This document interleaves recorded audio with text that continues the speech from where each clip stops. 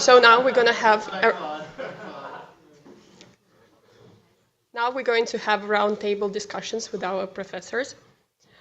And the first question that I want to ask, that all of you work in different countries and environments, how has your local research culture shaped your way that you approach AI research in general? Okay, just a few preliminary words. Our roundtable would be not on biosciences, but on how to develop a career, what was the challenges we, I hope, successfully overcame. So you're also welcome to ask some questions, especially if you have some time. And we hope to maintain like lovely discussion. And so, okay, Ray, can you start with question one?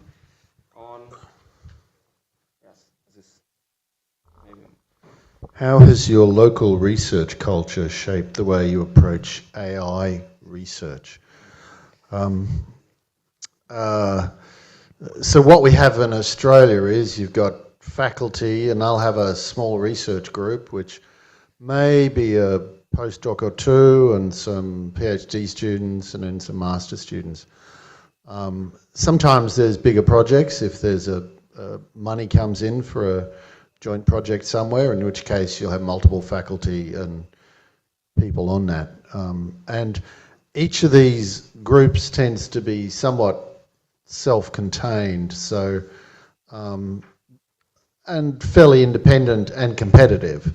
There's not a great deal of interaction between the different groups, except if you share a project with someone. So now, before I talk about AI research, I think, is research using AI, right? So that's the big change over the last couple of years, is how do you use AI to do your research? And some of the groups aren't doing it that much, or the professors aren't actually, or the faculty members aren't actually trying to educate their students. In some cases, the PhD students are really on the ball, and they've got the AI research, and they're showing people. In a couple of my groups, I've been learning a bit of AI from the students who are sort of ahead of me. In other cases, I've mentioned some sort of research AI tools people are using, and some of the faculty I talked to didn't know about it. So I don't think the spread of AI has been very well managed.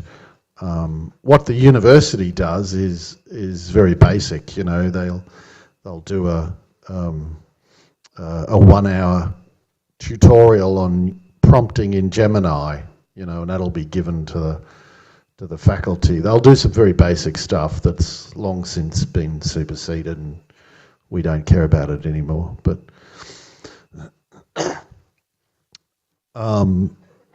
the use of AI is substantial. So some people are doing more papers, they're doing more, adding a bit more theory to their papers. They're doing a lot more experiments because they're getting the code done automatically. So there's a lot of boosting of work.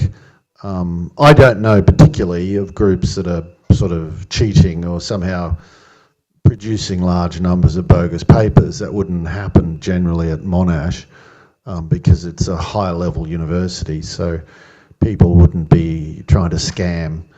That would probably come from other places. Anyway, that's about all I have. I think the use of AI is substantially changing the research environment, and if you're not using it and using it effectively, you will not keep up. Basically, you have to be using it well. Literature search, running experiments, everything. It's changing everything we do. Also can comment on kind of my research environment, about kind of the country I'm working in right now, Russia, and about overall kind of, maybe kind of, that was initially in the question, but kind of I would also comment on AI in research as well. In Russia, like it's typically said that kind of you have strong mathematical background, and a lot of good mathematicians came from Russia, it's true, and when I was kind of much younger than now, we had a pretty good kind of development in this area, and many people like Michael Georgian came to Russia, all other scientists also came to Russia to kind of to discuss this kind of more fundamental issues, more fundamental problems. And I'm very grateful that we had that. Now we kind of in a slightly different station, but overall, I would say that this strong background helps us to shape everything, but also it's another challenge we have now because of AI and because I can produce a lot of, I would say not even low level, but middle level mathematical results, and I would say that it would change very lot the landscape of publications. Kind of, for example, I heard that some journals, like they no longer accept papers from kind of regular people. It should somehow be recommended by someone how to publish this, so definitely that would change. About maybe other things is, and my kind of overall faculty life, I would say that, okay, as many other people, I have a lot of like pretty diverse KPIs, like publications, money attracted from industrial contracts. Also, I need to defend all my students, at least kind of as my intention, like to be kind of to pass a PhD defense at some moment of their life. And there is some additional restrictions. For example, in Russia right now, in most committees, they force us to focus more on journals, not on conferences. And when you're talking about AI in general, okay, it's more about conferences. So kind of we should somehow balance everything. But I hope that to some extent I am doing this successfully. Right. So maybe a bit about my experience. I grew up in Italy. I studied in Italy. I did physics in my master's. There was no bachelor plus master's back then. It was just a 5-year straight program, master's program. And then I decided to get into this business of machine learning. At the time, people were laughing because nothing was working. This was about 20, more than 20 years ago. I will not say the exact date. Yeah, and it was a big bet at the time, but you know, I thought it would be a good idea, and you know, people that were laughing back then, who's laughing now, right? So I would say that a lot of the way I think about how to do research comes from my training. When I started my PhD, I was very lucky that I interacted with pretty strong people in machine learning. At the time, I was PhD student at the University of Genoa, and another group had a person that was regularly going to MIT. So you know, this kind of culture of trying to work on important problems that matter, working not for small papers, but working on bigger ideas for making, you know, research that has some meaning. I think it's something that stayed with me. And then when I joined my first postdoc at the University of Sheffield, and then University of Glasgow, I interacted with more, you know, people that had this culture of, you know, excellence, I would say, and that paid off a lot. Having a good paper, one good paper, more than 10 low-tier papers is a huge opportunity to open many doors. And I see it also now with my students. For their 2-3 A-star publications, they're wanted everywhere, you know. And so I think if you know, if we're here to give some advice or, you know, share our story, I think this is definitely something important that I wanted to share. That it's important to work on, you know, maybe more fundamental ideas that have potential for impact. And yeah, maybe another thing that I learned maybe the hard way. So I would say that my interaction with a lot of good people has been instrumental in me understanding the importance of working on fundamental problems. But then on my own, I kind of learned how to deal with the work-life balance, which is not easy in this type of job, of course, because it's a very demanding job, and finding ways to manage this you know, on a personal level, to be able to do sports, being continue doing your hobbies. Could be music, could be whatever.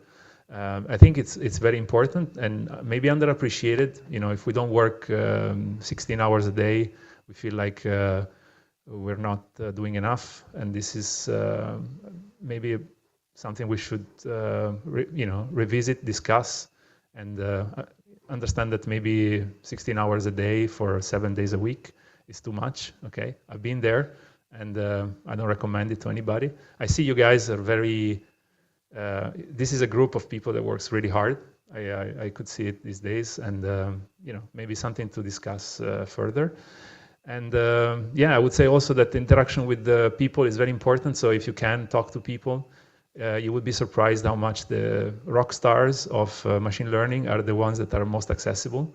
You have a few examples here on my side, right?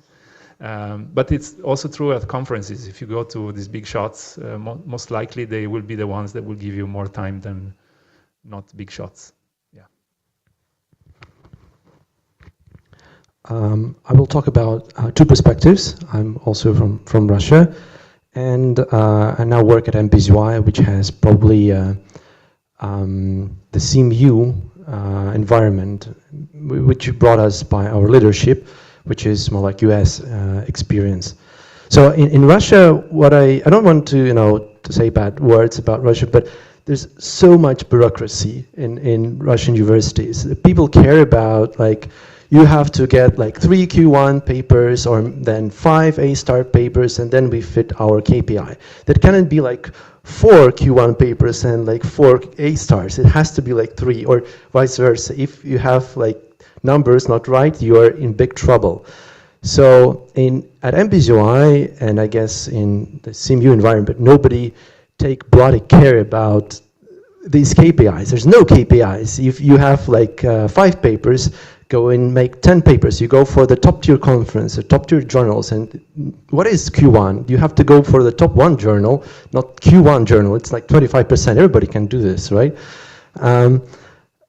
So if you have 15 papers, then how many of them are best paper awards? None? Well, there's another faculty, assistant professor, he got 3 just this quarter. So why not? You don't have this.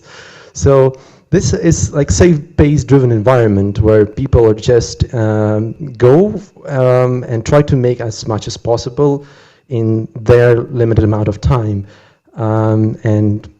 That's probably, once again, you maybe say that's probably sometimes not very productive in terms of real outcomes.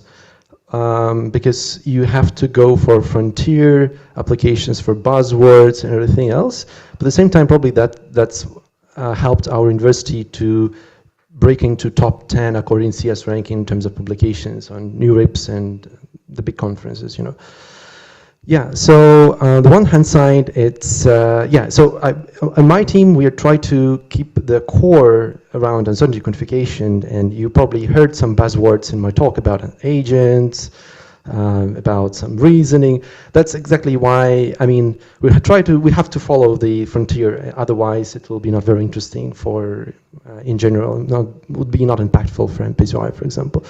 But at the same time, I still feel that we need to keep up the score, we keep up the research in the same direction over and over again to not just, produce something that has immediate impact, but rather have a sustainable theoretical framework and, make real long-term impact. Yeah, thank you.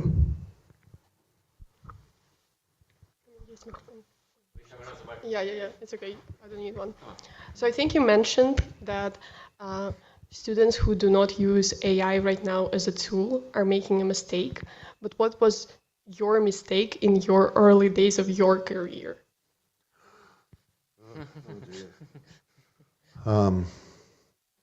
I jumped around a bit. I actually changed thesis topic after about year 2. I don't know if that was good or bad, but also I did a lot of coding and a lot of theory. I actually don't think that was a mistake, but it meant I wasn't a master of anything. I wasn't known as a theoretician. I wasn't known as an empirical person. But it did mean that I did some important work because it was substantiated by the theory and the empirical. I think that's a hard combination. Mistake. I don't know. I think not. I think it's very important to talk with your colleagues, and that means getting out of your own university and going to conferences and workshops and speaking to people and trying to get as many connections as you can. And if there's a very good lecturer, a very good academic or researcher in a neighbouring field to you, you should go and learn a bit from them if you can. I mean, if you're at a very good university, I presume Skoltech is near there, you get to hear a lot of good stuff. But if you're in a lesser university, and a lot of us are like that, there'll only be a couple of very good academics. And one thing you shouldn't do, this is probably the mistake, is you shouldn't waste time working with people who, in domains, who don't really know their domain well. So, if I'm going to do an application in medicine or finance, doesn't matter what it is, they've got to be really good, because if they're not really good, they're going to put you onto the wrong problem, right? So in order to make sure you're doing impactful and useful work, make sure that the application group you're attaching to as an AI researcher is a very good application group. And that way you will be addressing the important problems, because there's loads of unimportant problems. There's way more unimportant problems than there are important problems. Okay, for me, I suppose I made quite a few mistakes in my life and in my academic career, so it's hard to select the worst one. I would say that, maybe I would, to my younger self, I would advise to focus more on one direction.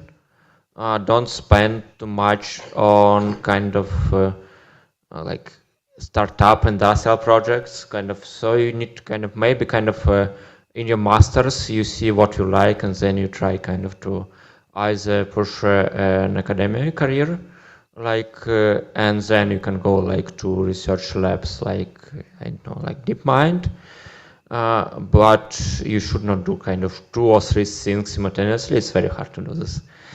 And also maybe about rather piece of advice, I would say that at the beginning of my PhD, it would be it's a very complex tense in English to say this. It would be nice to talk to some senior people, process on the career, and to ask them for some advice on what should I work on and so on.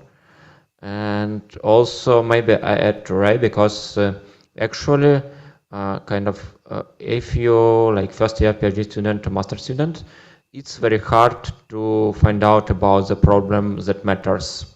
It can be applied problems or fundamental problems as well, and with a wrong advisor and with maybe less experienced people around you, you can end up doing things that wouldn't be published, not because you're a bad person or a bad scientist, but rather because it's not the problem that's worth working on. So please select carefully, and after selection, work maybe not 16 hours a day, but something significant amount, because right now the pace is crazy, and despite trying to maintain this work-life balance, you need to you need to get this best paper award. Okay, it's difficult to talk about the wrong decisions in a life, in a career. I think I see this is something I see a lot. I mean, it's been 15 years now that I've worked in as an academic with a, let's say, professorship title. And I've seen a lot of students, and I see that maybe post-COVID, a lot of students now have this anxiety of, I have this choice or this other choice. What should I do? They come for advice. and there is a lot of anxiety. Should I, what if I make the wrong choice? And I don't think there is a wrong choice ever. I mean, if you in the moment there is something you feel like this is the right path for me, you should just go for it and commit. When I changed job recently, 2.5 years ago, I moved to KAUST in Saudi. I was in the south of France, beautiful, French Riviera, nice life and so on. Very poorly paid, by the way. But I didn't feel like this was was for me anymore. So I looked for something different, and there was this opportunity in Saudi. I applied, I got the job, and then I resigned from where I worked before. A lot of people, when they move to Middle East, they say, oh, let me keep a foot in the previous job. You never know if things go south. And for me, there's no things going south. I made the decision, I commit, and that's it. I'm happy with my choice, and I'm going to go for it until it works. And when it doesn't work, I'm going to try to change again. So I think, I would say that it's important to maybe feel like that when you make a choice. That if something feels right, go for it, and then commit fully. And I think this is the type of advice I would give now. In retrospective, I'm happy where I am. So I cannot say that any of the many mistakes back that I could see in my career that were actually mistakes, because they brought me where I am now. So I'm kind of happy with that, right? But definitely, I mean, this interaction with with people to share ideas. Maybe I was a bit protective when I was a master's PhD student of my ideas. I didn't want to share them with anybody because I had a couple of bad experiences with people taking the ideas and doing papers without me. But it turns out that I would take that chance again now, and I do it a lot. Actually, I talk to a lot of people about lots of ideas, because when you talk to people about ideas, these ideas get refined, get improved, and eventually they get better.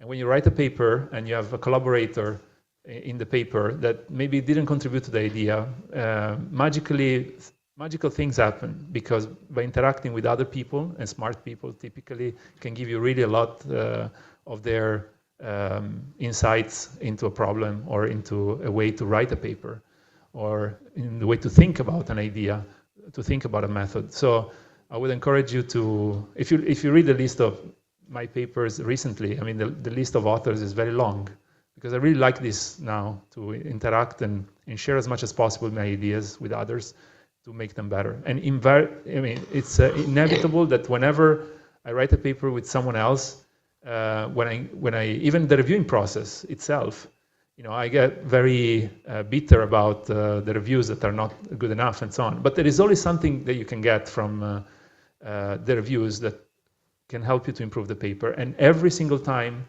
that I got even bad reviews, those were helpful to improve my papers ultimately. So I would encourage you to share ideas. That's a good thing. Thank you. I think I have maybe 3 advices that I would give to myself in the beginning of the career. First, of course, you have to study the topic that will not be obsolete too quickly. What I'm saying is, actually my PhD thesis was about lexical semantics, and by the time when I graduated, it was so obsolete by maybe 10 years or something like this. But well, lesson learned. Uncertainty quantification is safe for everybody. Yeah, uncertainty quantification is safe because, I mean, yesterday we were doing uncertainty quantification for LLMs. Now we do uncertainty quantification for diffusion-based models. Tomorrow we'll be doing uncertainty quantification for agents and other things. Everybody needs uncertainty. So this topic is safe, so consider that. Second thing is, of course, if you're having great people around you, that will be greatly facilitate your career, because reinforcement learning is way slower than imitation learning. If you have just a good example to train from, you will be training much faster. of course, reinforcement learning converges to the optimal solution at some point, but how much more compute you need to spend? The same thing with people. If you have a good example to do this imitation learning, first you will bootstrap your career very quickly. So yeah, I believe that even if you're having your advisor who is not very interested in your topic, so try to find people who are really interested. So that will help you definitely to keep up. And yeah, final thing is, I think I'm coming from engineering background actually, and I did a lot of engineering. And once again, this is related to impactful things, and impact comes from two perspectives. One perspective is everybody using your library, your framework, your tool. Another one is generalization. So like you can try to do both of them, but usually you can do only one of these things. And for example, what I'm saying about generalization, your impact, your contribution should be generalizable. Usually it means that you have a more or less nice theory that tells that everything more or less right. So I believe that that component was missing from my initial studies. That you have to always get some theoretical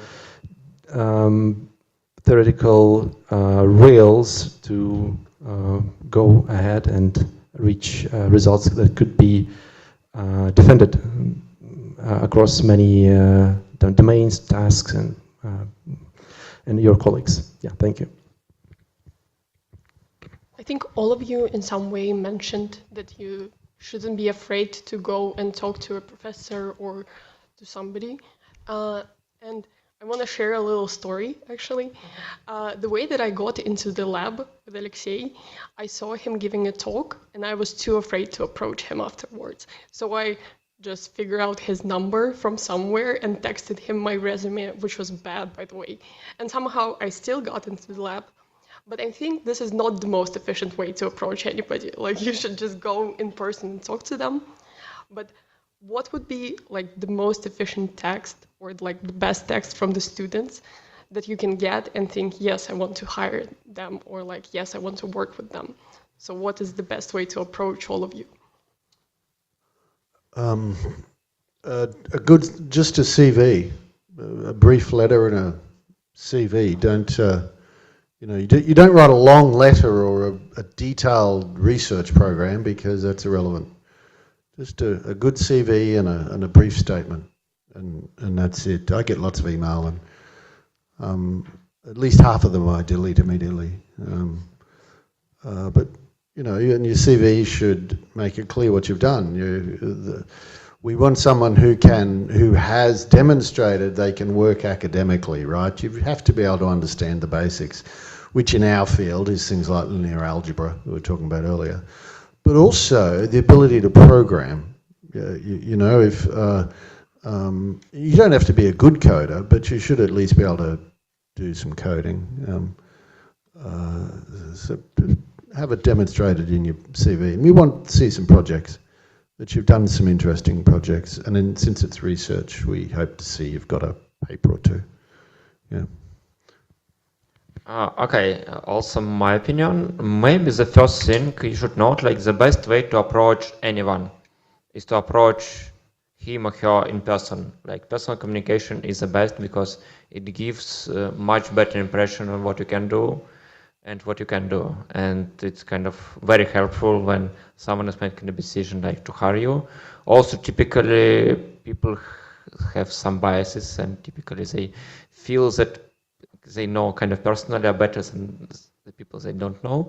Okay, so please take this into account, at least kind of in most cases it's like this. Also about CV, about letter, don't do silly mistakes. I hope you kind of you're mature enough, like don't do something like dear, break it open, professor name, break it close in your email, because okay, I received kind of like 10 of them this year, and okay, it's very sad to see kind of it's on no chance after that, I suppose, at least if you don't have nature paper. If you have, kind of please come to me. And also, yes, about the CV itself, I think that what matters most is the place where you have the education, at least kind of truly familiar to the person who you're applying to. like publications at good places. Maybe some people to contact like for a reference.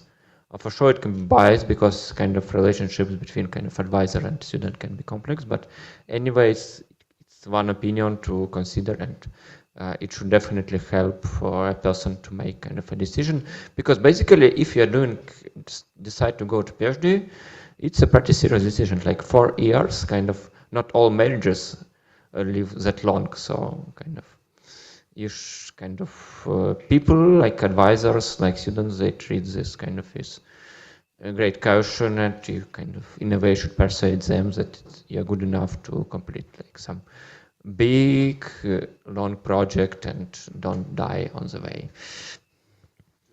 Quickly, since it was brought up, connections. Always use your connections if you have any. So that is that's above CV. If you can be introduced, someone introduces you, or you mention, oh, I work with such and such, who I know well, very important. Yeah, because in overall reputation is very important in academia, and I suppose many people know about many other people, kind of good and bad things. And in a way, what you're doing now is the right thing. You're here. You can talk to like next time you apply for a job to a group of a friend of mine, you say, oh, I know Maurizio from this summer school, and I can say, oh yeah, I know these guys, and that helps a lot. This is one of the hardest questions, because if I can if I have to tell you exactly how I do it, I don't know. I don't have a rule, because like recently I got approached by a student who sent me an email without any text, just the CV attached. And then, if you had asked me a few weeks ago, I would have said, okay, I would never consider an application like that. But it turns out that the CV was spectacular. This guy is top grades in a university I know. And I was like, okay, I have to hire the guy. First I interviewed, and then he did really well, and then now he's coming for an internship next semester. I don't know. We receive a lot of emails. I'm 120 a day, sometimes, for most of my year. So it's difficult, but definitely this is my only channel where I receive everything. So I think if someone wants to try from outside, let's say from outside my circle of connections, that's the only way. Reach out by email. I try to respond to everybody. It takes a while, but I do. It's a big job. I receive about maybe 50 applications a week for this internship I posted on LinkedIn. That was a bad idea. But at least people know what I work on, and a lot of people are excited about coming, and of course, the CV should be synthetic and informative. We have biases, and so I cannot tell you exactly what is the right formula, because everybody is biased towards things that they know. I have a student from Colombia, so now I know that the students in Medellin, if they graduate from that university, they're amazing, because my student is amazing. Of course, I grew up in Italy. I know that if you get top marks in a university in certain universities in Italy in physics, well, you must be really good. And I'm looking for students with strong mathematics background. So for me, people working, studying applied mathematics, physics, computer science degrees, they're all good, if grades are good. So transcripts are important, I would say, having good grades at university, because it shows that students are able to commit to what they do, and they do well, they perform well in studying, and the hope is that this can translate in being good PhD students and academic researchers. But of course, this is a speculation that we have, right? That good grades will translate. But at least it's a good indication that students might be good. Publications, of course, but I would not expect students applying for an internship or for a PhD to have already publications. I think it's not common that students have already publications so early in their career.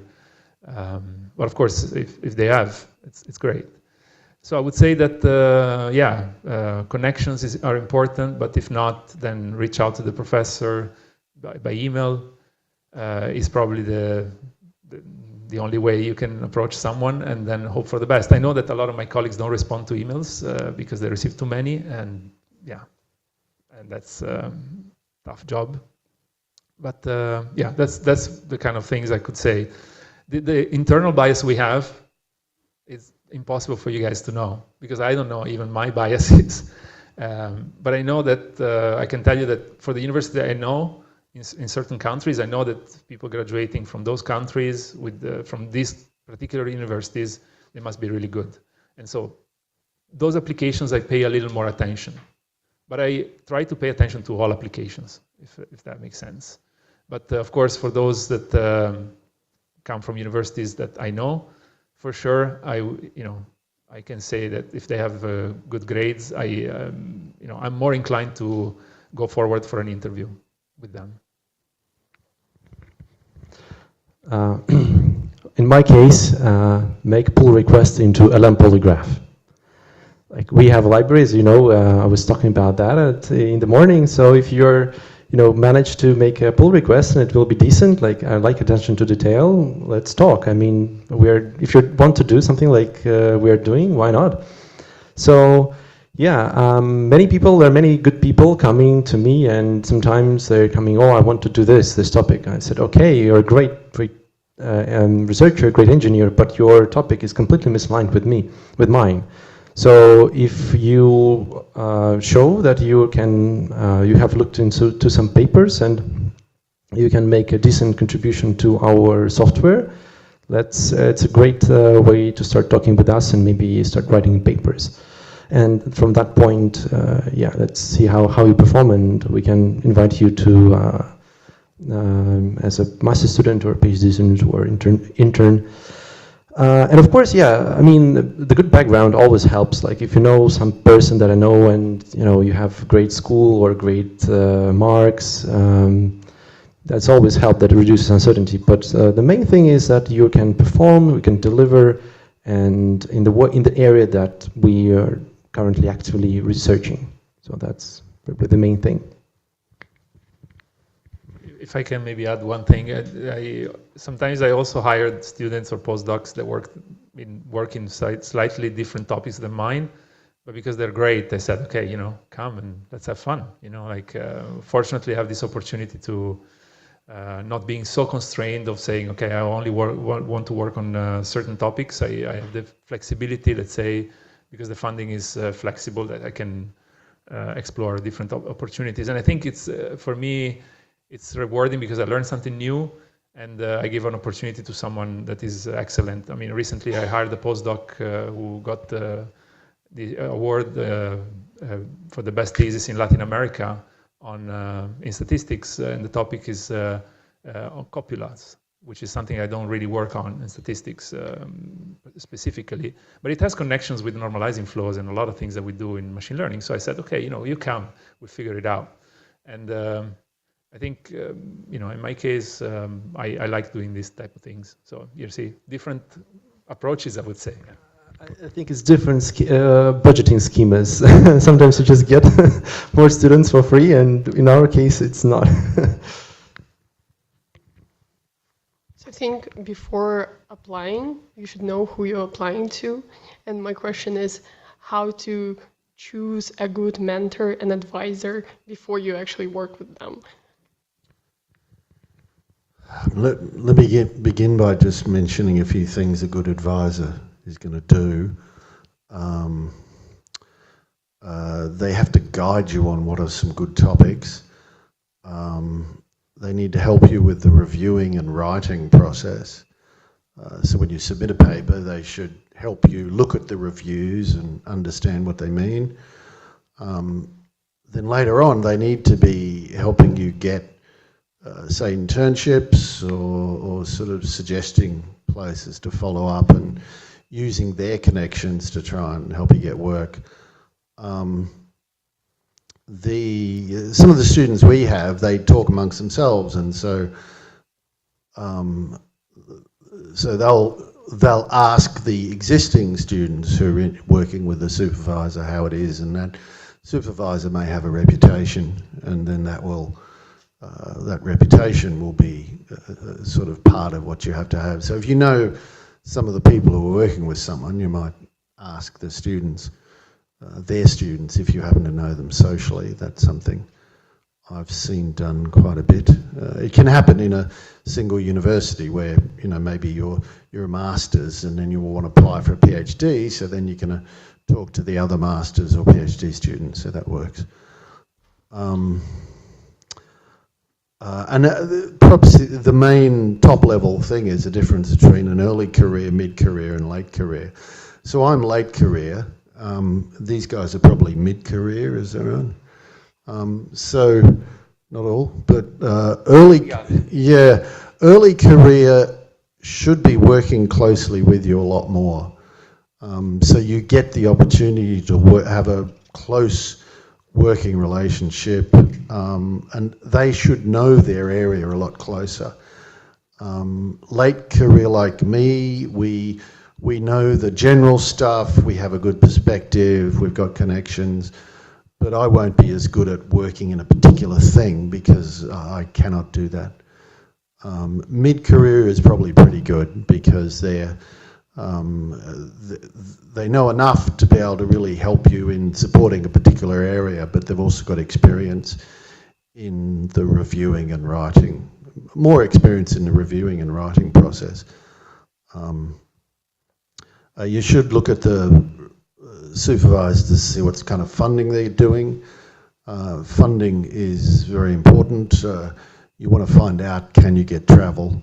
You know, because you should be going to a couple of conferences during your PhD. In fact, I spent a bit of my own money on, not that I had any, but going to conferences. I don't mean thousands and thousands, I mean maybe hundreds and hundreds of dollars. Because conferences are probably the most important thing in our field, because you want to be meeting other people. Going to a big conference doesn't help much because it's just a big zoo and you can't see the wood for the trees, or whichever that is. But going to a workshop, maybe 100 people, 50 people, that is good, because then you get to interact with them, and then you get a situation where you can speak to the different people. People are the hotshots are approachable at a workshop. They're not approachable at a conference with 10,000 people. But workshops, get out there, make sure you're speaking to your colleagues, and you'll be amazed how you'll meet some colleagues now. In 20 years' time, you will see them again, and you should be able to have a bit of a feeling for how successful people are going to be. And I'll say communication is very important. I could point to some professors, especially in America, who I thought their research wasn't that great, but they were very good communicators. And so they could communicate their work and express their ideas. And sometimes a paper that gives a good idea is more important than a paper with really tight theory and important results. I think that little sound means I've got to shut up, doesn't it? Yeah, we'll pass. Okay. For me, I suppose kind of there are two major things when you kind of should look at when working with advisors. The first thing, yes, is kind of ability to do good science under his or her supervision. It's about his papers, attracted funding, about maybe kind of many people come to me after they listen to my course and understand that I have kind of some specific topic of interest, what that kind of more fundamental things interests me, and then I communicate them, I hope, in a pretty clear way. And that I suppose one thing about like mid-career, maybe it's a good advice, because I kind of now understand things, now can think about reasonable problem statements, and also still have some time to dive deep into one specific paper, because not always the case for like very busy supervisor. Okay, you can just a good metric would be the number of PhD students for this guy. Maybe if it's more than 20, it means that kind of no more than half an hour per week, okay, and your per month, it's your decision kind of to if it's enough for you or not. Also, the second thing is kind of personal match, and you can do this in personal communication, I suppose, to find out something. Okay, maybe a good idea is to have some kind of an internship or some project like we have here at SMILES. But also you can kind of come to me, for example, after the school and during the school and ask that I want to do some project with you specifically. Maybe we can have some short-term project to understand if we are a good fit, if we are doing nice, and if we have something in common in ways of thinking and all that stuff. So that's it. Maybe I pass further. Yeah, this is a very important topic. I would agree that there is this trade-off between find a supervisor that maybe is famous. I mean, are we going to be on YouTube on this with this, or can I speak freely? We can delete it later if you want. Okay, maybe we can delete this part. No, I'm kidding. So because so we I had one of my students going on internship at some point. Okay, I will stop here. But he ended up in a very famous group with a famous supervisor. But the supervisor had, okay, I cannot say the right number, but let's say more than 30 people in the group. So again, as we were saying before, of course, there was not much time dedicated to this my student when he was there in internship. And which is okay, but then the problem is that none of the students in that group got any time with the supervisor. And so you see, like, this is problematic because you're working in a famous university, you're working in a famous environment with a famous professor. They will put the name on the papers, but then there's no guidance. And I think at the early stage of the career, it's critical to have that kind of guidance from someone senior that can really lead you, give you the right thing to think about, right references to read, right pointers, right intuitions and things. And I think I would agree that maybe early career, mid-career are the people that have this type of energy to really dedicate. But also, people in a later stage of the career, if they are not extremely busy with the group of 50 students, then yeah, I mean they can really give you amazing insights. So I would say talk to the students of the professor, and then you can get a pretty good understanding of whether this is a good fit for you. How to find a good wife? Imagine you actually will be married to that person for 4 years, and actually it's a big commitment, and without marriages for life. for life, but not all marriages are for life. I know a lot of cases where they didn't happen.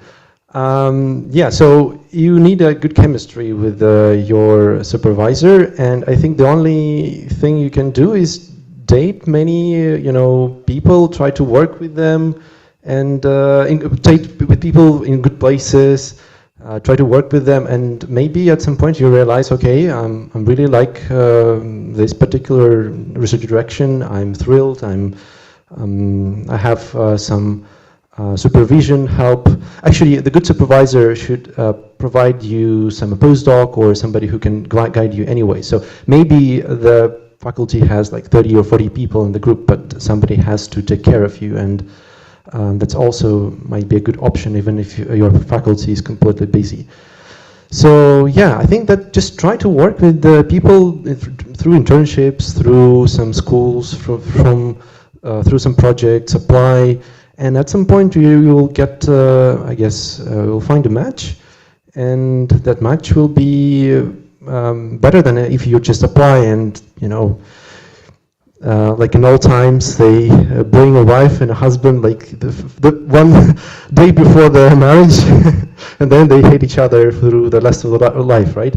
So you have to get some chemistry before you actually marry and commit for the PhD program for 4 years or like 3 or 4 years. So yeah. Yeah, Yeah, I think the wrong choice can lead to actually hating the academia whatsoever. And like a lot of people leave just because they didn't like their supervisor. So I want to ask, was there a moment for you when you seriously considered leaving the academia, maybe for different reasons? I didn't seriously consider leaving because I was always academic, shy and academic. So I didn't think I'd ever be a salesman or something like that. But you can change your supervisor in some places, maybe in your first year. It's not common, but it does happen. And you should be quick about it if you're going to do it. It's a semi-business relationship. It's not, but it's also a close working relationship. So it's not like a colleague at work or your boss at work. It really is. You'll be working close with them for quite some time, as Artem was saying. So the relationship is important, and hopefully you figure it out in the first 6 months. And if there's serious problems, you should go to somebody and try and. I only seen a few cases where someone's had to do that. Sometimes we have to do a recovery where a student isn't performing well, and we come in as external and join the supervision team and try and help them finish. So I've done that a couple of times, but in general, people try and get by with their faculty. Okay, I think overall, for many of you, I suppose it's a very hard choice to select between academia and industry. For me, I always imagined myself as a kind of a professor, people from academia who is working in fundamental science. So actually, kind of, but okay, even for me, like there was some tempting options, like to maybe kind of main reason why I was considering this is that you kind of typically have a lot of responsibility over what you're doing, kind of, and you have a very kind of, you're like if you have kind of a PhD student, you're responsible for 1 or 2 projects, like maybe even 3 papers. It's serious papers, you should deal with rejection all the time. And there is a very big distance in time between like your kind of submission and your final reward, and kind of sometimes, yes, you can feel it. Okay, let's just leave it, I quit. But I suppose, okay, if you really care about this, if it's your passion, I suppose you should go this way. And it's actually a good advice in general in life to follow your passion and remember all the time why you're doing this thing. And for me, the answer was pretty clear during all my life, and actually kind of, I can't remember the time when I was kind of seriously considering leaving academia. So again, maybe we can cut this part of the interview. So there have been maybe a couple of times where I was thinking that this wouldn't be for me, because during the PhD I had some issues with the funding of my PhD. So I started a PhD in computer science in my university in Italy, but the funding didn't come. So I was doing night shifts in the hotels, and I was doing this type of things. It's not that maybe I was considering leaving academia, but it was not easy. And yeah, anyway, I persevered and I continued along that path. And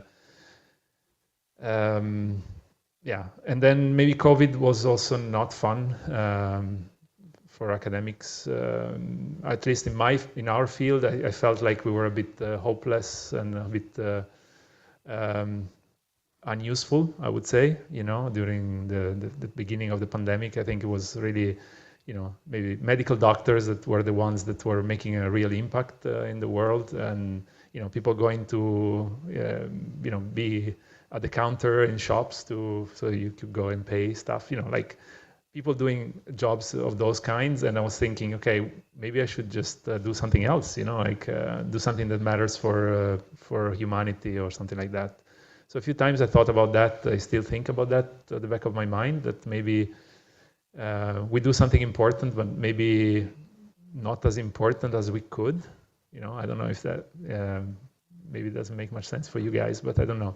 At my age now, I'm thinking, all the effort I put into research, if I put it into maybe helping other people or doing things like that, maybe it's better use of my time. I don't know. I sometimes have this feeling, but overall, yeah, I love what I do, and yeah, I'm still here.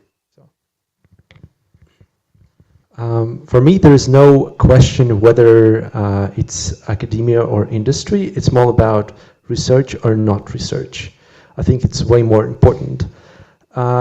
Because I think, I don't agree with Alexey actually. We said that, oh, maybe academia is your passion. What is your passion? I mean, you like reviewing papers at like 3 a.m.? No, it's not what you really want to do. You want to do impactful stuff. You want to make things that matters, right? And regardless of who give you money for your research, it's academia or industry, if you can do impactful things, go for it. So in my opinion, research is a lifestyle. Like if somebody tells you, oh, now you need to stop your research and go and make these JSON files pretty, and we'll release this. No, I'm sorry, I'll just go in another place, right? So, and research is a lifestyle. It is very, there's a lot of reward, but at the same time, a lot of work. You have to work all the time. Yeah, so there's a question whether research is your passion or not. In my case, I was switching academia industry many times. And exactly for this reason that in academia, in some places, I couldn't find, I was not feeling that I'm doing impactful things. I was not feeling that I'm actually advancing anything. Let's say in Russian Academy of Sciences, it was a little bit, at some point it was a little bit dull place.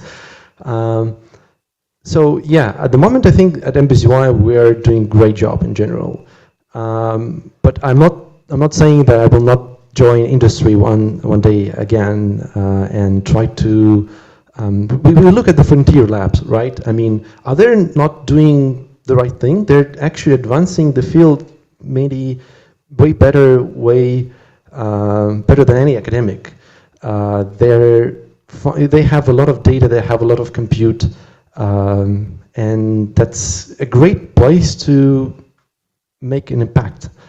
So in my opinion, once again, you need to try research, whether it is your passion or not, and then regardless of which organization give you money for this research, you just tell people, I don't care, I will do my thing. I think this is impactful stuff, and I will continue this doing regardless of what you're trying to tell me.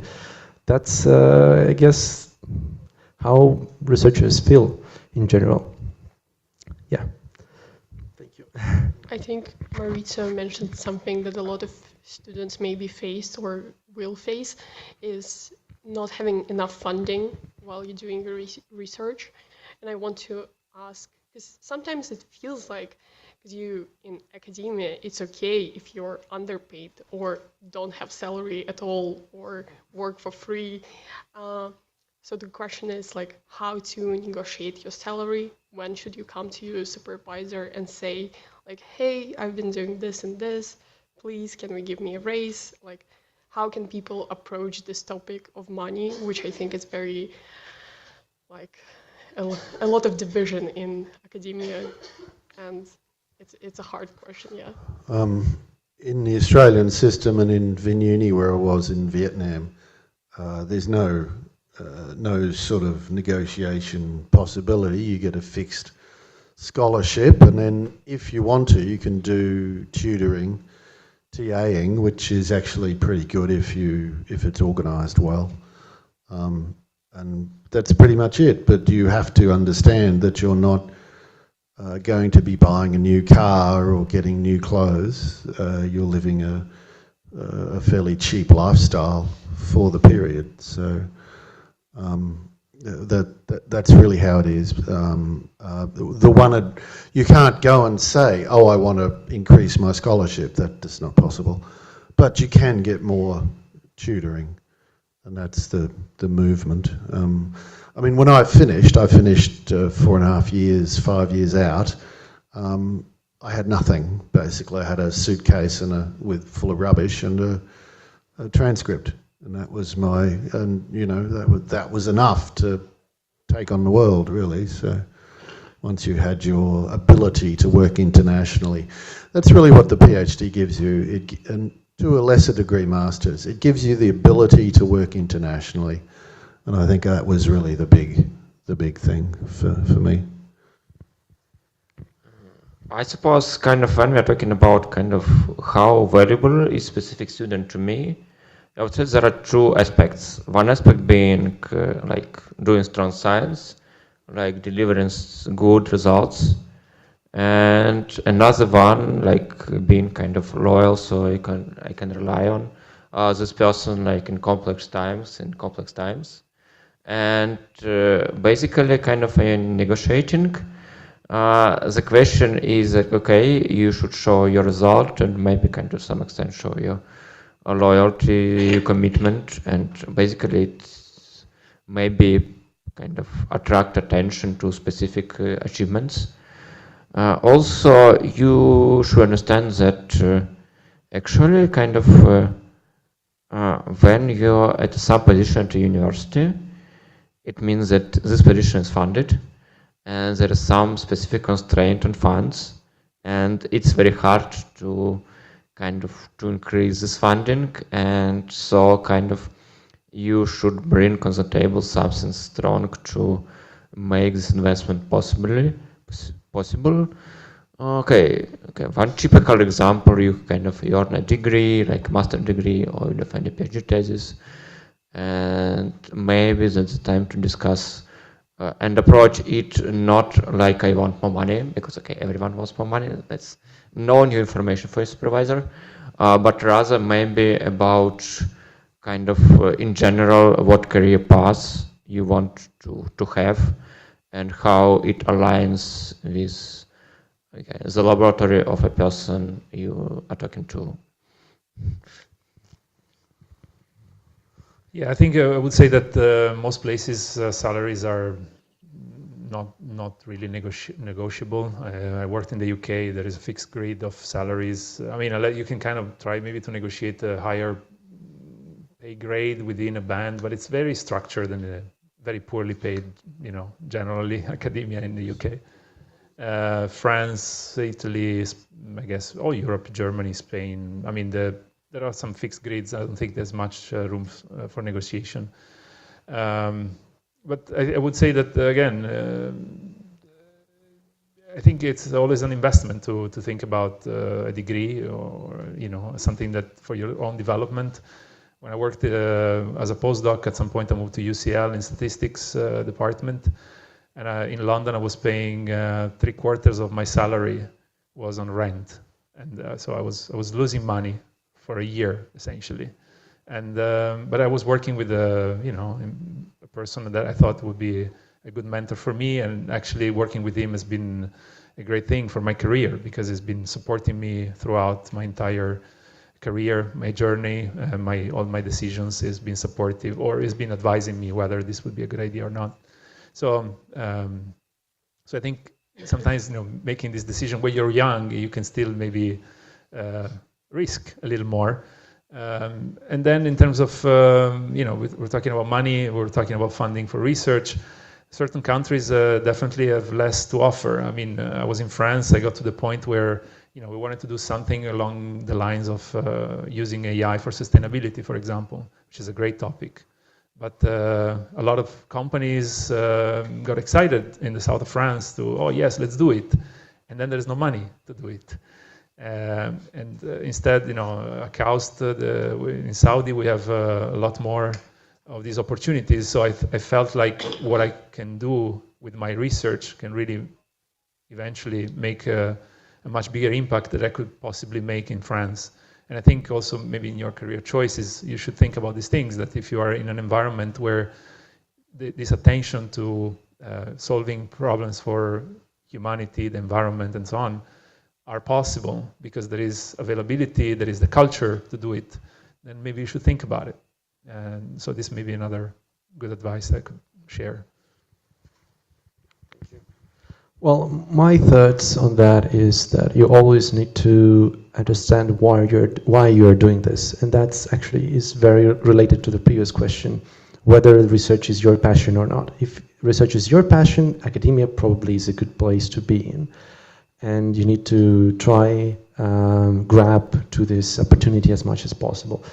But at the same time, well, each place is very, very different. For example, at MBZUAI, we don't have any hesitation at all. Like our students and faculty, they pretty well funded in terms of the salaries and the competitive. They have competitive salaries to industry, so people don't really need to think about whether they are trading some sort of income for getting the PhD degree, for example. That's something unique environment, I would say. That's great, but yeah. In my opinion, yes, you always have to think about why you're doing this. Sometimes academia gives you like a rabbit hole and say, jump into that hole, and nobody will probably nobody will manage to guide you through this wonderland. You have to do this by yourself, and you understand where you're going. Like, are you going to some impactful research? Are you going to the wealth? Are you going to something else?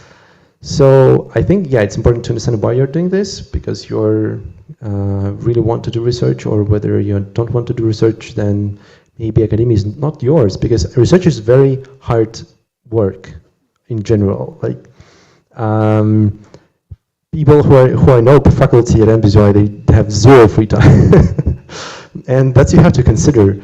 That's you have to understand that this path might be rewarding, but at the same time, it's not yours. Yeah.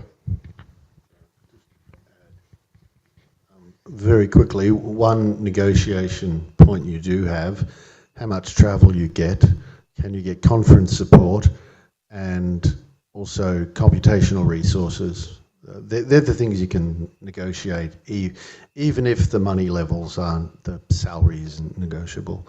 And another thing, we were talking about selecting supervisors. A supervisor should be 5 years after your PhD. You should still be talking to them, which is what Maurizio was referring to. And you should be maybe a bit of career advice. They should still be writing references for you. So they should be someone who's going to be in your life for many years afterwards if it's done right. Because they're a significant person in your career, and they should be promoting you, because if you're successful in your career, it should reflect well on them. So it's a win-win situation for the two of you. Yeah, actually, Wray is very right. You need to have resources for research, and of course, nobody can do like quantum physics without some, collider. I mean, if you have collider, you can do some interesting experiments. If you don't have collider, you cannot do interesting experiments. The same thing with the ML, with AI. If you have like 10,000 GPUs, maybe you can do much more impactful research if you just have a pen and a paper. But maybe if you're a mathematician, maybe that's also kind of works. But in AI, it's usually like vice versa. But yeah, I think that many things are actually impactful. The resources, ability to travel, and everything, that's also important. But I believe is that still this is kind of secondary compared to your determined understanding that it is your thing. That's exactly what I'm trying to relate. Without that, that is impossible. Even if you have all resources in the world, you will not be able to do anything.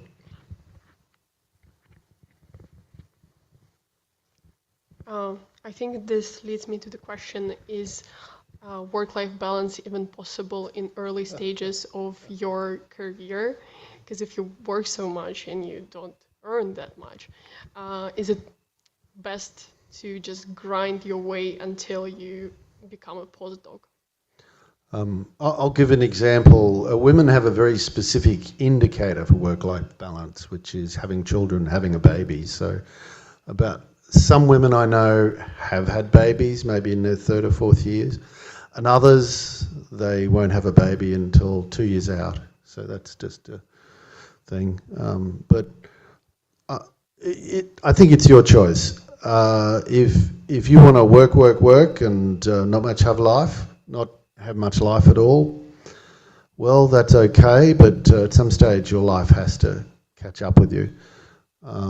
So it's really a decision, and you also have to understand that there's different career tracks. I like to talk about the fast track and the slow track. So if you do the fast track, you have to work like crazy, and then you head off to a very good place. Because if you do, say, a master's or a PhD at a top-level university, that is an accelerator, right? It's an accelerator for your career. If you do, which is what I did, a PhD at a mid-level university, you can't take off nearly as quickly because you're not getting the environment and the feedback, and so you will have a slower career takeoff usually, and that's just a compromise you have to take, which is, to a degree, it's a work-life balance. I didn't want to go to America. I could have applied I got scholarships in America, but I thought, no, I didn't want to. I didn't want to go to a strange country and have to live by myself and do strange things. Rather, I'd go to a country I knew, Australia, where the surf was good and the life was good, and I chose work-life balance. It's not always possible, but I don't think you're always going to have way too much work. No one will ever be able to meet their expectations. So at some stage, you just got to make a compromise. And the most important thing I think you have to realise, if you're getting married, that relationship is more important than your PhD. If you wreck your marriage, the rest of life will be wrecked as well. Your career will have trouble, right? So you have to, when you're in a proper partnership, you must have work-life balance. Otherwise, things will really go skew, believe me. So, and I've seen many instances of that. Okay, I would add not on the balance, but on the partner life, because it's really important on how you live your life. Like, are you doing sports, are you doing something that drains something from you? And it's very important, not only decision, but also you kind of, each day you are making some small choices on what you're doing in the evening, and it greatly affects like the quality of your life. Like, go to a bar, or go to sports, or go to meet some friends, and that's things you should consider and reconsider and see what works and what doesn't work. And actually, in this paradigm, like your academia stuff, your PhD, also can be a part of this. And it also about how much you get from this. And typically, when you're doing good science, you feel inspiration when you kind of some specific events help you to become a better yourself, and you also can kind of improve on your work as well, like on what you're doing. You can decline some invitations that you or feel that would not be healthy or would not affect you positively, and that thing you should master kind of, I suppose, simultaneously at work level and at life level, and in this way you would be much happier overall.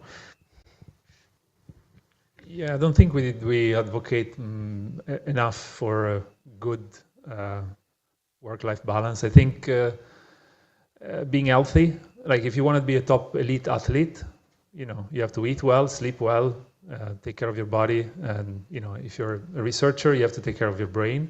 If you work 16 hours, chances are that you cannot be 100% performing for those 16 hours a day. So it's possible, I think, to work less but be more efficient, and also giving the chance to the body and the brain to switch off sometimes by doing something else, like music, sports, whatever, knitting, whatever you like, any hobbies. I think this is something I would highly, strongly recommend to anybody, to really take care of your, routine, daily routine, to sleep well, eat well, think of this as a priority, because if your body feels great, then your mind feels great, you work much better, you produce much better quality work. And I keep repeating this to myself. And this long distance traveling, when we travel for 26 hours to get here, 40 hours, I think we had last night, one of the other speakers said 40 hours to get here. That has a toll, right? But this is just to say how badly we wanted to be here to share our research with you guys and give you the opportunity to interact with us and so on. But just to say, give this top priority, because again, healthy body, healthy mind, good research. Great points. I will slightly maybe disappoint everyone, because AI and ML is a very competitive field. Like, to probably have free time, you either should be genius or I don't know. Like, you'd be very lucky in terms of having lots of resources for doing your work. So I believe that, yeah, of course, the work-life balance might be possible, but what is that? I never heard about this. So yeah, I believe that every case is very unique. For example, for me, it will be a chance to trade some free evenings for a position, let's say at MIT. I would, like, busy position at MIT, I would do this with no brainer, right? And if you always need to think about why you're doing this, right? If you're spending 2 more nights working and then you get a paper at NeurIPS, best paper award, I would trade for that. Oh, very nice. Yeah, so just yeah, think about this, that this is a very competitive field, and yeah, I don't have good news for anybody. We all need to work hard, and actually, you know what? When I was a PhD student, I got way more free time than when I was a postdoc. Then it was as a faculty, and the senior faculty, I just don't know. Maybe they're like, some magical machine where they duplicate it around the world. I was joking at LinkedIn when I was visiting ACL and ICML, and they actually happen concurrently. That there's actually 2 of me. Like, one is evil twin who is visiting ACL. Don't talk to that guy. So yeah, the area is very competitive, and we just have to sacrifice something in our life to make impactful work, I guess. Basically, it matters not only about kind of the number of hours you work, but on the efficiency, and it greatly matters kind of, because I have seen many people who are like working 20 hours per day, and they're not very successful because they're doing kind of very strange things. Kind of, they focus on not that good way to kind of to publish, to get papers done, and all other stuff. So kind of, and also on the opposite, if you look kind of at you can look kind of at memoirs of famous mathematicians like Kolmogorov. I suppose some of you know him. He kind of writes that, okay, if he has a good project, he is working days and nights on it. He kind of, but a regular life, he is kind of thinking about like 4 hours per day, because kind of it drains him. And okay, all of the time devoted to, I don't know, to skiing near his dacha near Moscow. So kind of it's not no easy answers here, kind of, but overall kind of you should think a lot about this for yourself. There's a lot of published work on performance and how academic or intellectual performance and how you increase it. You shouldn't underestimate the importance of sleep or of exercise in the right way. It really is a factor in it. I used to do math competitions when I was an undergrad, and I solved all my hard problems in my sleep. I would wake up with the solution to a problem that I'd been thinking about the night before. Is not uncommon. And also, as the others are saying, if you work, you're just going to dull your brain. So you know, at the very least, every hour we have to get up and spend 5 or 10 minutes off. And the best way to freshen the brain is sleep, you know, walk around, get some exercise. And you should at this stage be realising that if you want to be performant, look at what the good athletes do. They're not going to eat junk food. They're not going to be snacking. They won't be having sugary drinks.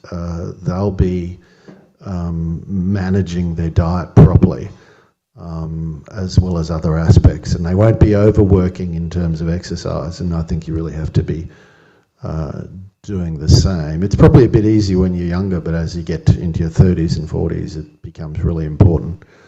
And you'll see, I remember when I was at Google, I was watching all those hotshots. They'd be eating these incredibly healthy meals, they'd be working out at the gym. On the weekend, they'd be doing hiking or skiing or something. And that was a lot of the big names, that was their lifestyle, and that was to keep healthy, keep fresh, and make sure they had one day a week when they totally removed themselves from their work and let their brain reset. So it was kind of interesting. You'd be amazed how many of the guys at Google were working out. It was kind of funny. Maybe one last point I wanted to make, block time off for things. So social media, probably you all are on various social media platforms.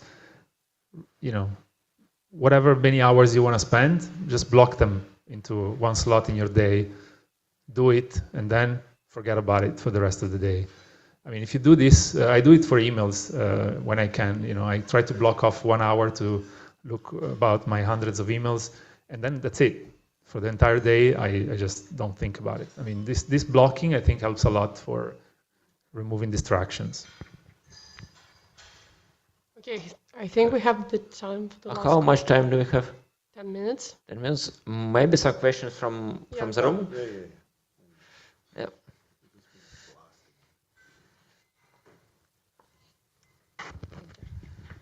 So thank you for your talk. I have 3 but connected questions, but quite short. First of all, how to establish their own lab? So how does this process look like? This initiative is from you, or opposite, like occasionally someone tell you, oh, so we have this idea, please establish your own lab and research it. Second, you're from different lands, and maybe some advices and comparison limitations and benefits of lab establishing in different countries. There is better to do and there is not, if it's possible to say it. And the last question also on this topic about the age. Is there a limit in your life and you understand, so now is the best, no, or after this age, so I don't know, the probability of lab establishing is not such high like earlier, and so do a person need to worry so that this moment is like he missed it? So thank you.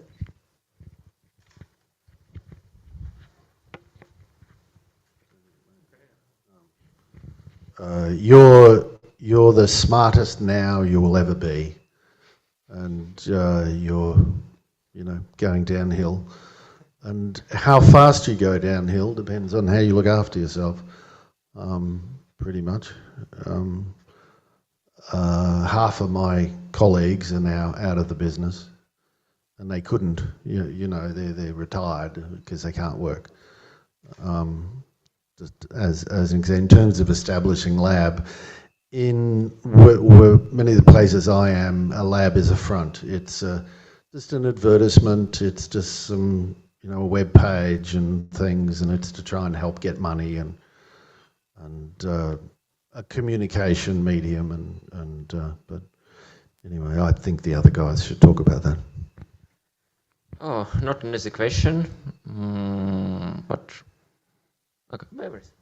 Okay. Well, I have a lot to say about that because I've done it many times now. When I was in France, for example, they wanted to expand on machine learning, the kind of machine learning that I was doing, and they had nobody to do it, and said, okay, if you come here, maybe you can start this activity, and then I joined, and then of course it's France, you have to attract funding, so I started applying for grants. I was lucky, I got some money. I started hiring PhD students and postdocs on, let's say, very general, broad machine learning topic. So it was uncertainty quantification, let's say, for whatever, for life and environmental sciences. So yeah, I mean, I had the freedom to establish that and make it happen. And after a few years, I had a group of 10 people. In France, that's not easy to have because funding is scarce. And then, yeah, eventually, when I moved to KAUST, all my students and postdocs finished. So I started from scratch. So I moved to Saudi with no students, and I had to start all over. And then now in 2.5 years now, finally I am at steady state. I have 3 postdocs, 3 PhD students, and 3 masters plus PhD. So they will finish their masters and move to a PhD. And again, when I applied for the job, I said, oh, I want to do this uncertainty quantification for neural nets, and this is what I want to work on. And I said, okay, yeah, if you come, you do it. And Saudi has different funding schemes. So as I joined KAUST, they gave me support to hire students and postdocs. And it's been difficult to attract students and postdocs to come because Saudi maybe is not in the radar for most PhD and postdocs. But then with time now I have a pretty strong group. I'm really happy. I'm really grateful and privileged that I have the opportunity to supervise amazing students and postdocs. It's hard work to attract good, committed, talented people. And yeah, I was probably it's one of, the day I will retire, this is the thing that will stay with me. The opportunity to work with certain people has been just fantastic. And yeah, probably this is going to be, more than all the papers around great ideas, great papers, whatever, great citations, whatever. But the human contact and working with great people, it's just invaluable. It's something that, yeah, it's so important. Yeah, thank you. Probably will give you another perspective, is that once again, as I said, the research is more like a lifestyle, and you have to understand that you want to achieve certain goal. Let's say you want best uncertainty quantification method in the field or whatever. You need some sort of agenda to establish your lab. So, for senior people, it's a little bit easier because they get invited to places because of their former achievements, etc., etc. For younger people, it's probably from bottom up. You want to do something, you have expertise, you have probably good publications in this field, and then you want to do more, then you start looking for funding. So I think the funding is like the next step after you are getting certain understanding of what you want to do, right? So first of all, you need to understand what you want to do, like in terms of research. Like you think that it is impactful, that this thing will bring publications, will attract students. Then you look for funding. The funding might be academic funding, the funding might be from industry. Actually, even in Russia, there's so many opportunities to have industrial research. And actually, in many companies, you don't really care about what you're doing. You just need to prove that it is useful for the company.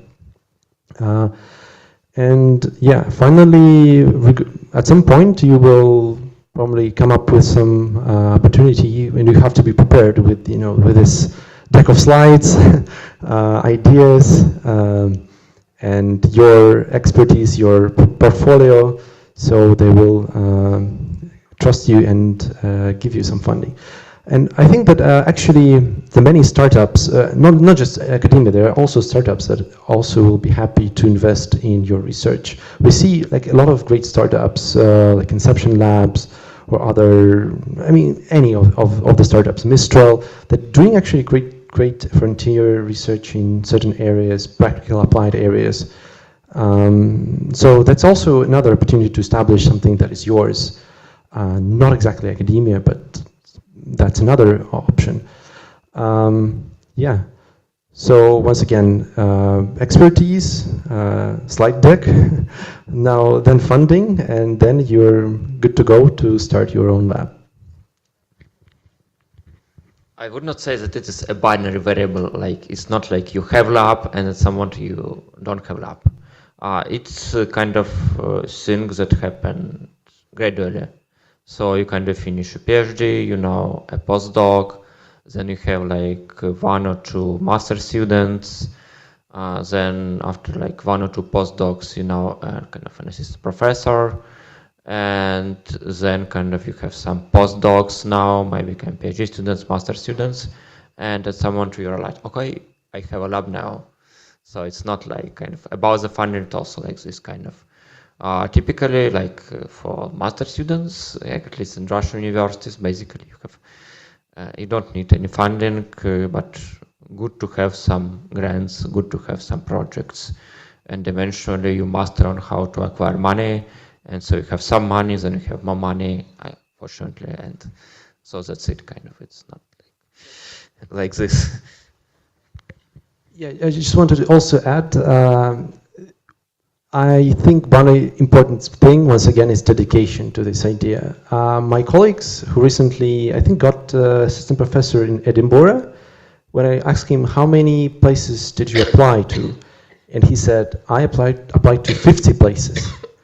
And this guy actually is not, he's got great profile. I think he's got like 9,000 citations. I mean, it's pretty, I mean, citations is not everything, but you can imagine that he's actually doing a great job in general as a postdoc, and he just recently,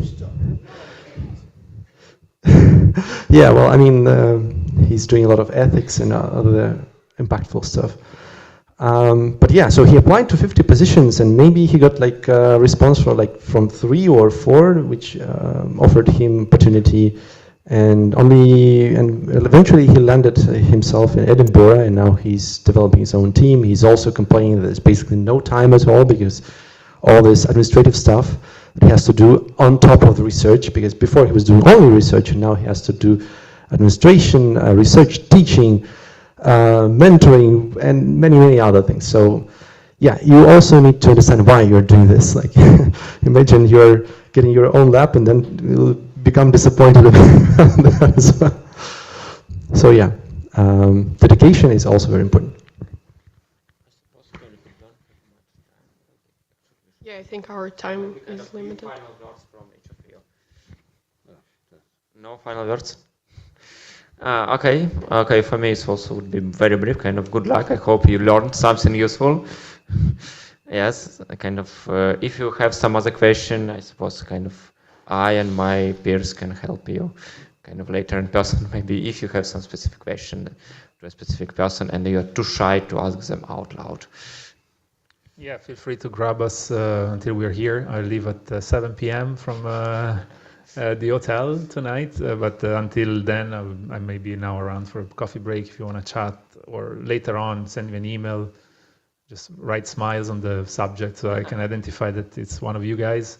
And yeah, again, best of luck, and thanks for attending and your active participation in the workshop. Make pull request in LM polygraph. Then you can send me a letter. I'm joking. Of course, I believe that a lot of people here are actually already went through layers and layers of selection, and I'll be happy to talk with everybody. And feel free to reach me by email or through LinkedIn or even through Telegram. I'll try to pay attention. And but yeah, of course, we have some certain research direction that we are looking, so we cannot just blur ourselves across many different directions, right? If you get through and you start a PhD and finish, the thing to remember is you're like the monks of the sort of early Middle Ages or something. You can travel the world and get around, and you can meet people like you, whether it be China or Finland or Colombia. You will see like minds and like people. So it's a pretty it's a nice situation to be in, even if you don't get a lot of money out of it. But you should be comfortable. That's the main thing. Yeah. So that's it. Oh, Thank you so much. Thank you.